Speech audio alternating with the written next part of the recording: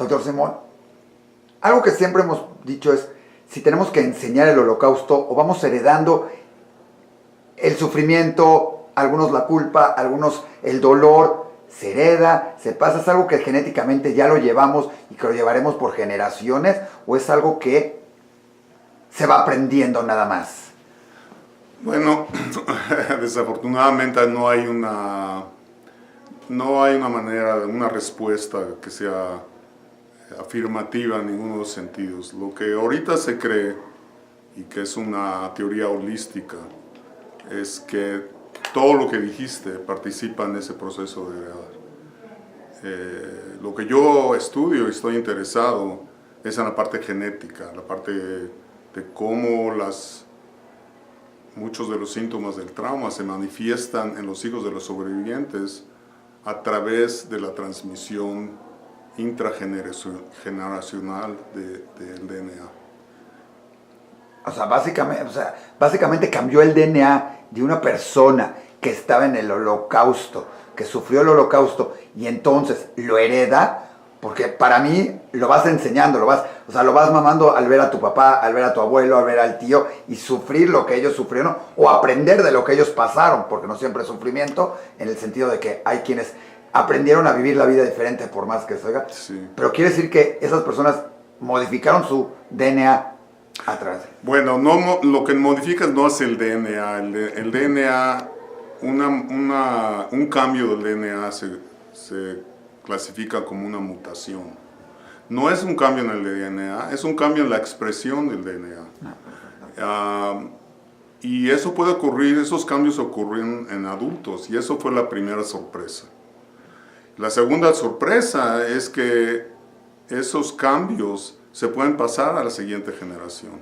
Wow. Los cambios. ¿Y en qué se ha manifestado? ¿Cómo qué lo han descubierto ustedes? Entonces lo podemos dividir en dos fases. Una es la fase sintomática. Sí. Entonces los sobrevivientes del holocausto, la gran parte de ellos sufre de lo que se llama el trastorno de estrés postraumático, o lo que en inglés se llama PTSD, ¿sí?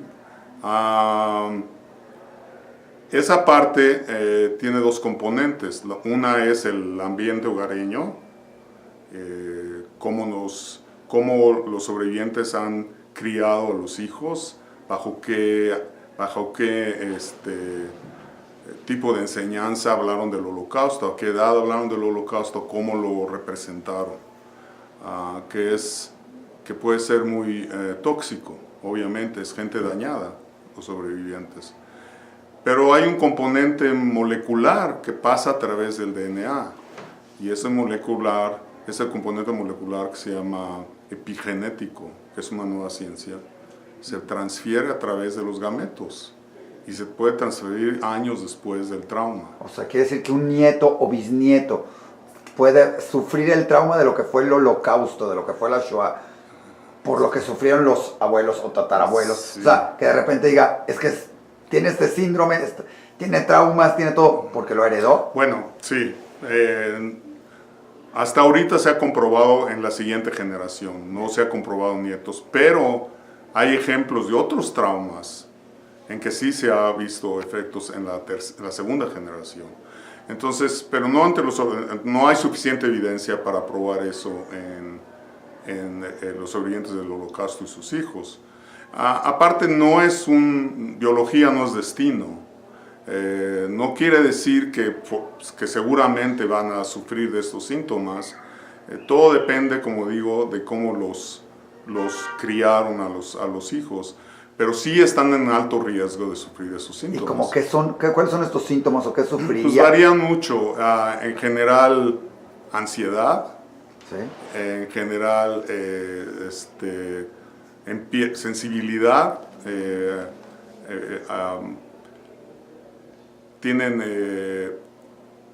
episodios de ira profunda cuando no es aplicable, ¿sí? Gente que se enoja de algo que les pasa y se vuelven totalmente locos, ¿no? de enojo, totalmente fuera de lo que debe de ser. Y eso viene por genética, ¿no? Y eso es por genética. Está comprobado que se pasa en la expresión del DNA que corresponde a lo que se llama la respuesta luchar y huir. que es una respuesta muy antigua, que ya la gente cuando éramos cavernícolas ya teníamos, que cuando se nos presenta muerte o una cosa muy peligrosa, tenemos que decidir, nuestro cerebro tiene que decir si nos quedamos a defendernos o huimos de eso, nos echamos a correr. Y esa respuesta, que es muy, muy antigua, está asociada con los cambios genéticos de la gente que sobrevivió el Holocausto. Y dentro de eso mismo entonces también se podría aplicar, por ejemplo, a combatientes del ejército de Israel, digamos, todo lo que es Israel, a sus generaciones, a sus hijos. Sí, no ha habido muchos estudios con soldados, pero sí ha habido muchos estudios con la gente que sobrevivió en los ataques terroristas en las torres de Nueva York. Claro. Y sí ha habido mucha gente afectada con TEPT y sus hijos afectados con TEPT. Pero si queremos un ejemplo de una segunda generación, nietos, hay un caso muy interesante. La segunda generación son nietos, no son los hijos. No son los hijos. Hay un estudio muy interesante de la Segunda Guerra Mundial también, de un pueblo en Holanda, que los alemanes nazis,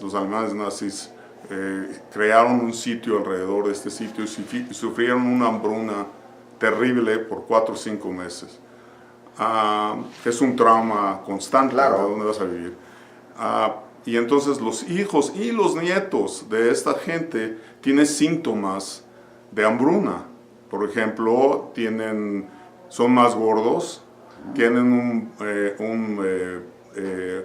una masa corporal más alta, un índice de masa corporal más alto, tienen hipertensión, y todo es porque encontraron epigenéticamente que uno de los receptores de la insulina que degradan el azúcar y que claramente están conectados con la obesidad estaban expresados equivocadamente. Curioso, o sea, la obesidad y todo eso viene de un trauma desde esos momentos. Sí, porque imagínate que el receptor de insulina y de crecimiento está afectado. Entonces, ¿quién es la gente que sobrevive de las hambrunas? Son la gente que tiene mucha sensibilidad a la glucosa, al azúcar, claro. Que es la fuente de energía. Entonces, la gente que necesita muy poca azúcar para sobrevivir, qué curioso, van a sobrevivir. Y entonces eso se marca en el DNA. Cuando viene la siguiente generación y empiezan a comer bien, se revienta esto, ¿no? Empiezan a sufrir obesidad y no hay manera de controlarlo. Es como un switch. Lo prendes y ya no hay manera de apagarlo. Wow. Entonces constantemente el cuerpo cree que está en hambruna. Tengo que buscar si alguien de mi familia estaba parte de eso en algún momento, porque pero yo tengo que echarle la culpa, ¿no? Es por genética eso, ¿no? Sí, y de hecho tenemos ejemplos aquí en México de eso, porque nunca se ha estudiado bien esto, pero es un hecho que la gente de México de origen mestizo, de origen prehispánico de México, sufren un nivel muy alto de diabetes. Wow. ¿Y por qué sufren un nivel alto de diabetes? Exactamente por lo mismo, porque las gentes que sobrevivieron las hambrunas prehispánicas, o sea, eran los que tenían podían metabolizar pequeñas cantidades de azúcar, y así es como sobrevivían. Cuando vinieron los españoles y trajeron proteína y todo eso, no chocolate pero proteína, y otros, cambió la dieta tanto que se disparó la diabetes. Y entonces cuando la gente de México empieza a tomar bebidas de azúcar, ¿sí? Con la Coca-Cola, se dispara todo este sistema otra vez. Igual pasaron con Samoa, igual pasó en India, que tiene el número de diabéticos más altos del mundo. Igual con los ingleses, llegaron los ingleses en un país sumamente pobre, que siempre estaba gente en hambruna, y se explotó la diabetes, ¿no? Claro. Dime algo, regresando a la parte del Holocausto, si de por sí nos dicen que estamos traumados con el holocausto, con justa razón, que el pueblo judío vive traumado con el holocausto, cosa que en varios lados del mundo y varias comunidades ya tratan de, ya no somos los mismos, ahora vivimos diferente, ya no hay que ver el holocausto como una tragedia nada más, sino también ver la resistencia y el heroísmo. Bueno, ahora nos estás dando que de por sí genéticamente la segunda generación y probablemente la tercera y todo, vamos a traer un gen de estar traumados por eso. Quiere decir que el pueblo judío en general, digo, la parte por lo menos ashkenazi, estará traumada con esto, presentará esos traumas, o es algo que es en algunos casos. Bueno, sí, no es todo mundo, claro, y es una predisposición, hay que tener cuidado con eso, no quiere decir, como te digo, biología no es destino, es una predisposición a eso, y si el ambiente en el que el niño crece lo favorece, sí, va a haber mucho de eso. Pero si no, no tiene por qué surgir. Claro.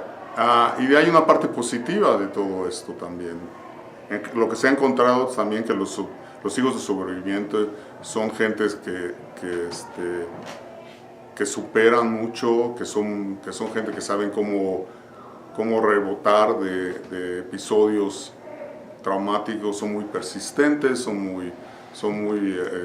quieren alcanzar metas, y los todo hijos eso viene o los con nietos, eso. por ejemplo, porque mucho se habla de que es, como tú dices, la segunda generación, yo pensé que sería la tercera, o sea, los nietos, está el abuelo que fue sobreviviente, los hijos que casi, digamos, tuvieron una cierta relación muy diferente, y llegan los nietos que generalmente es con quienes, además, muchos de los abuelos se abrieron, les contaron, o con quienes tuvieron otra relación, o como que ven el mundo diferente porque en su casa no vivieron directamente el trauma, por decirlo de alguna manera, de la gente que sobrevivió al holocausto, porque la gente que sobrevivió al holocausto vivió de una manera muy diferente a los otros, a lo mejor en cuidar hasta la comida, en esto, en ciertas situaciones, también influye eso, y los nietos son los que de repente lo captaron de otra manera mucho más, es más o menos. Sí, no son modificaciones en el gen, es en la expresión del gen, claro. Pero hay que tener cuidado con todo esto, porque predisposición no quiere decir que van a sufrir esto.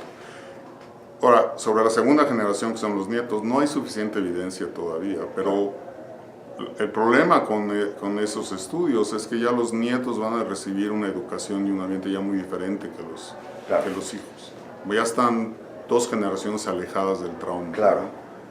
Entonces, a menos que sea una cosa que se pueda demostrar fisiológicamente, como fue el caso de la hambruna, va a ser muy difícil estudiar eso. Oye, ¿y cuál es la importancia de estudiar esto? Porque algunos dirían, bueno, ya pasó, ya estamos en otra generación. ¿Cuál es la importancia de esto? Y más, digamos, en algo que se va repitiendo, porque ahora sí, está el holocausto, pero están las guerras en Israel, y hay otros hay otras guerras en el mundo y otros genocidios en el mundo. ¿Cuál es la importancia de estudiar esto? No nada más con el pueblo judío, sino en general, como está sucediendo hoy en día en ciertos países de Latinoamérica, en África, con ISIS.